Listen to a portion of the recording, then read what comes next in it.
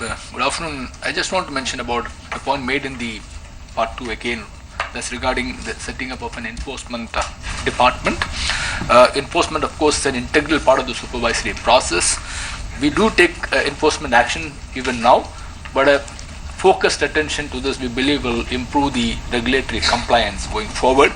So we are setting up an enforcement department effective 1st April 2017, into which we will fold the enforcement action that the bank is taking across various functionalities, so there will be a complete focus. This, we believe, will improve the overall regulatory framework and compliance in the country. Thank you. Thank you very much. Hi, hello everyone. I just wanted to make 2 points. As you've seen, we've shifted the stance from accommodative to neutral as far as the monetary policy is concerned. I think this is mainly driven by our concern about global inflation that is picking up, especially on fuel and metal side. I think there is also a risk that this could be coupled with a strengthening of the dollar, and it could feed into significant inflation for our economy. So unless you believe that the food inflation is really, or the food deflation is really here to stay, I think I think your expectation would be more based on the core CPI, which has been very sticky. Now, why did we hold rates though? I think it's because the only other reason to lower the rate, given what I just said about the inflation outlook, would be to try and narrow the output gap that's been created by the recent events. We think that both fast remonetization that's taking place, as well as the balanced budget, balanced in the sense of being austere as well as reallocating to growth-focused capital expenditures, should actually aid in narrowing the output gap. And in fact, the way the monetary policy would work is by transmitting this through banks to the lending rates or borrowing rates for corporations. But much of this has actually taken place thanks to demonetization because of banks being flooded with easy money. So nevertheless, we await greater data to know whether the impacts of demonetization are going to be truly transient, and therefore we remain fully flexible, and therefore we've kept the rates on hold. Thank you very much. I will take a few questions now. May I request Aaj Tak? Yes, sir. That's surprisingly the Aaj Tak is first. Okay. Sir, 2 सवाल आपसे. एक तो ये कि कई बैंकों ने कुछ ही दिनों में MC लेंडिंग रेट्स काफी कम कर दिए हैं, तो क्या अभी भी कोई गुंजाइश है कि और भी आम आदमी को या आम कस्टमर्स को और भी लेंडिंग रेट्स कम हो सकते हैं?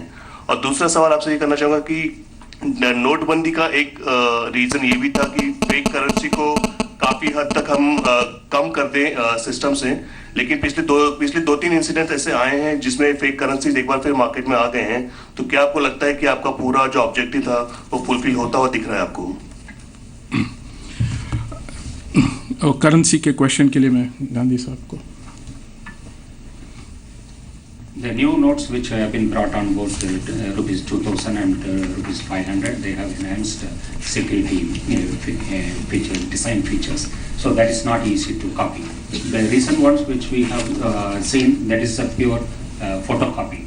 So it is not real counterfeit. So this photocopying, yes, it is easy for even a common man to easily identify. It will be possible for them to be not to be duped very easily. They can type. So in one incident in the border. One question, just one question, please. No, one question, please.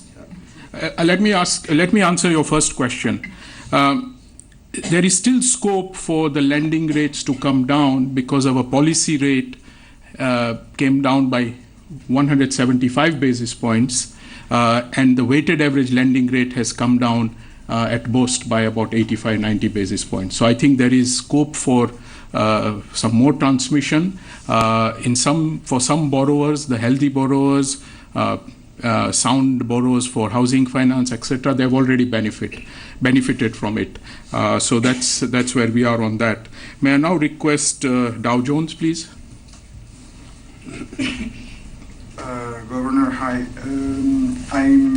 You mentioned here, the committee mentions here, the uncertainty that surrounds the direction of U.S. macroeconomic policies with potential global spillovers So could you tell us a bit more about that beyond the strengthening of the dollar that has already been mentioned? And how do you think that is going to affect India specifically? So I think there are several global developments. One, continuing uncertainty on the upside over oil prices. There might be enhanced geopolitical reasons, Iran, etc.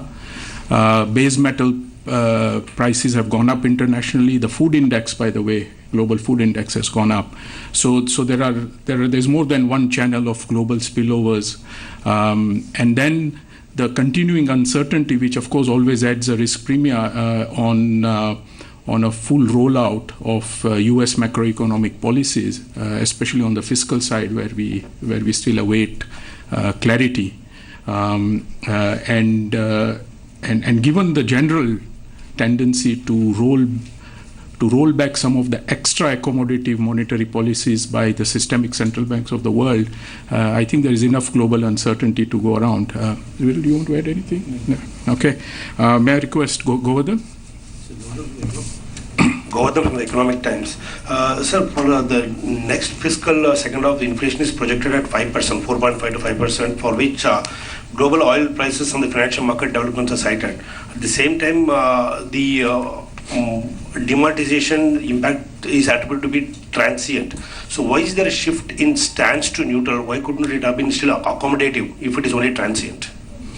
The main reasons are the following, that the committee wanted to emphasize that in a calibrated manner, and therefore to make it on a durable basis, that we need to move closer to 4. Secondly, the non-food, non-fuel part of the CPI index has been stubborn at about 4.8, 4.9 since September, and therefore that is the kind of risk that's there. And if you combine that with the other risks we have told you about, as I said in the opening statement, that as abundant precaution, the committee felt that we needed all the flexibility that we could muster.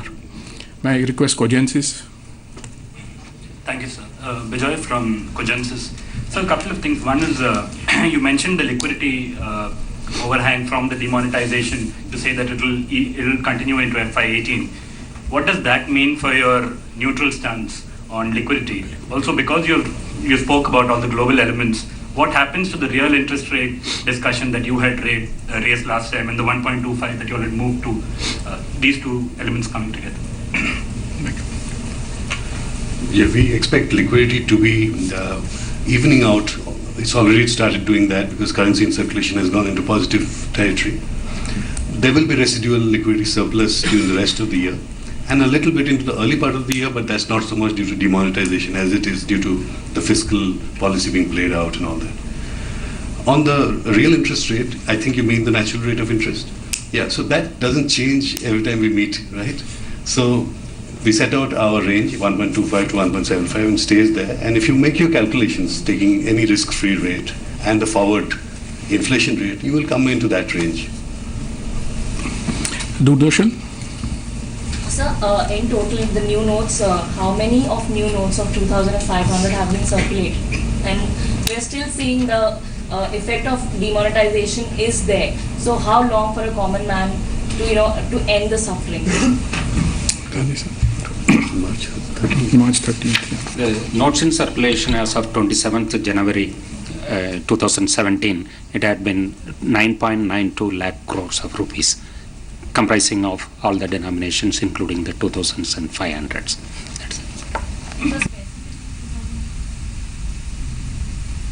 We don't usually give that information out, and Deputy Governor Gandhi has already laid out the two-step process by which we are easing the situation. Financial Times. Hi, I was interested in the remarks about the MPAs, which obviously have been at quite elevated levels at several of the banks for some time now. I was wondering if we could get your thoughts on how big a problem this is for the economy. You speak to some people and they say, well, demand for credit is not that high, so perhaps it's not as big as of a problem as one might think. But you clearly have voices on the other side as well. So how big a problem is this NPA problem for the economy? And what will it take to really draw a line under it? Thank you.